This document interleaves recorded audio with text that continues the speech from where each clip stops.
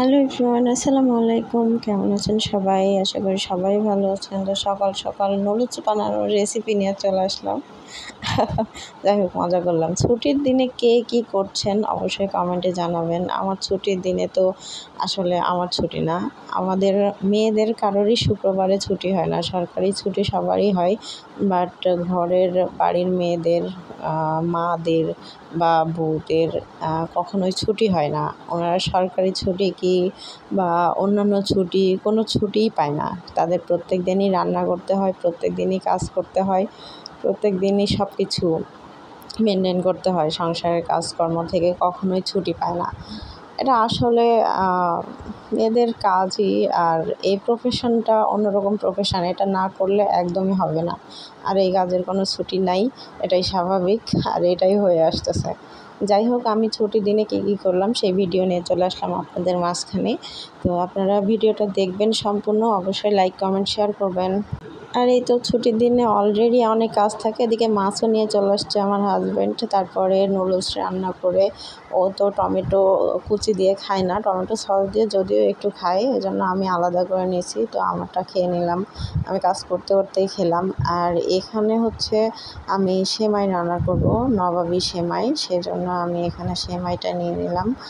আর হচ্ছে সেমাইটা আগে ভেজে নিব। আমি প্রথমে এখানে আসার পর, মানে আমি যে বাসায় আছি এখানে আসার পর আমি প্রথমবার নবাবী সেমাই বানিয়েছিলাম, ওটা পারফেক্ট হয়েছিল। বাট এবার বানায় একদমই পারফেক্ট হয়নি, মানে অনেকটাই বাজে হয়েছে খাইতে। যাই হোক, তারপরও তো নষ্ট করা যাবে না, মিষ্টি জিনিস, সমস্যা নেই, ওটা আমরা খেয়ে ফেলছি।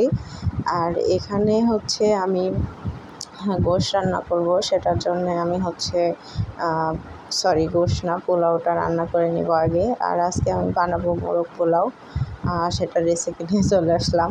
তো কে কেমনভাবে বানায় জানি না, আমার কাছে আমার বাসায় হাতের কাছে যা মশলা ছিল সেটা দিয়েই বানাইছি। আর খেতেও মাশাআল্লাহ ভালো হয়েছে, একেবারে যে খারাপ হয়েছে তা না। একেবারে যে পারফেক্ট মোরগ পোলাও হয়েছে সেরকমও মানে হয়নি, আমার কাছে হয়নি। বাট আমার হাজব্যান্ডের কাছে মাশাআল্লাহ ভালো লাগছে, উনি অনেক ভালো বলছে আর অনেক খুশি হয়েছে। উনি পছন্দ করে।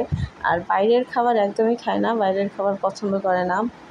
বাইরের বিরিয়ানি, মোরগ পোলাও কিছুই না, একটা চা পর্যন্ত বাইরে খাওয়া পছন্দ করে না। তো ঘরেই উনি বিরিয়ানি মশলা টশলা এনে দেয়, আমি অনেকে বানাই দিই।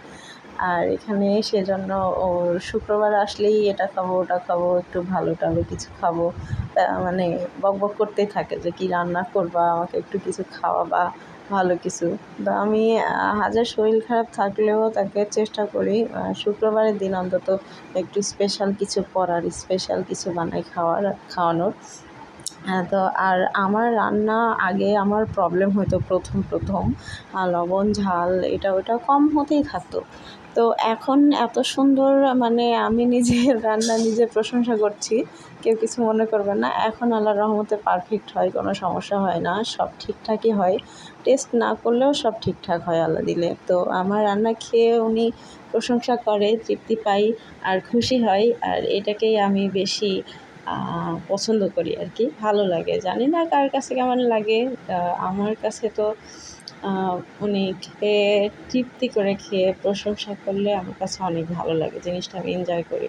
আর তখনই আমার মনে হয় যে একটা কষ্ট ভুলে যায়, সব রান্নার যে কষ্ট, গরমের মধ্যে রান্না করা, এটা কিছু মনেই হয় না তখন, যখন প্রশংসা শুনি, যখন ভালো বলে আর কি, তখন ভালো লাগে। আর এখানে আমি টেবিল গুছিয়ে নিচ্ছিলাম। আর টেবিল আমি শরীর খারাপের জন্য কয়েকদিন থেকে মুছতে পারিনি। আর এই যে আমার বিরিয়ানি, ভালোই হয়েছে, পেঁয়াজ বেরেস্তা দিয়েছি। আর মাশাআল্লাহ অনেক সুন্দর হয়েছে, খারাপ হয় নাই।